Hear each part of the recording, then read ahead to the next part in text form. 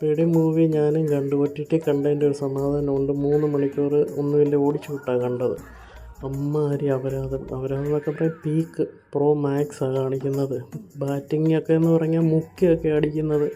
എൻ്റെ ദൈവം, നമ്മളൊക്കെ കാണാത്ത ബാറ്റിങ്ങൊക്കെ പുള്ളി ചെയ്യുന്നത്. ക്രിക്കറ്റിൽ തുടങ്ങി കുസ്തിയിലെത്തി, കുസ്തിയിൽ നിന്ന് സ്വന്തമായിട്ട് കാല് മുറിച്ച് പുള്ളി എന്ത് ചെയ്യുന്നറിയാം, ഓട്ട മത്സരത്തിനെത്തും.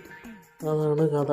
ഈ ഐഡൻറ്റിറ്റി ഇതൊക്കെയാണ് ഇതിൻ്റെ ഒരു പ്ലോട്ട് വരുന്നത്. പിന്നെ ഹീറോയിൻ എന്നൊക്കെ പറഞ്ഞാൽ എന്തോ വേസ്റ്റാണെന്നറിയോ, വെറുതെ. അത് ശ്രീവല്ലിക്ക് വേറൊരു വെർഷൻ, പുഷ്പയെന്ന് കോപ്പി അടിച്ച് പേസ്റ്റ് ചെയ്ത പോലെ തന്നെ.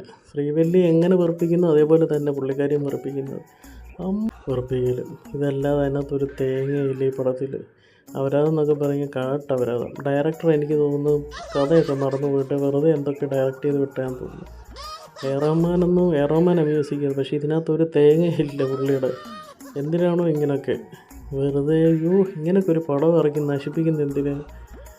എനിക്ക് അലങ്കാരമായിട്ടൊന്നും പറയാൻ അറിയത്തില്ല. പടം പക്ക അപരാധം. കണ്ടവരുണ്ടെങ്കിൽ ഒന്ന് കമൻറ്റ് ചെയ്തേക്കെ. കാണാത്തവരെന്തായാലും ഒന്ന് കണ്ടിട്ടൊന്ന് കമൻറ്റ് ചെയ്തേര്. അമ്മാതിരി അപരാധം കാണിച്ചു വെച്ചേക്കുന്നത്. 3 മണിക്കൂർ ജസ്റ്റ് ഒന്ന് കാണാം. ഓക്കെ, എന്നാൽ അടുത്ത വീഡിയോ ആയിട്ട് കാണാം. ബൈ.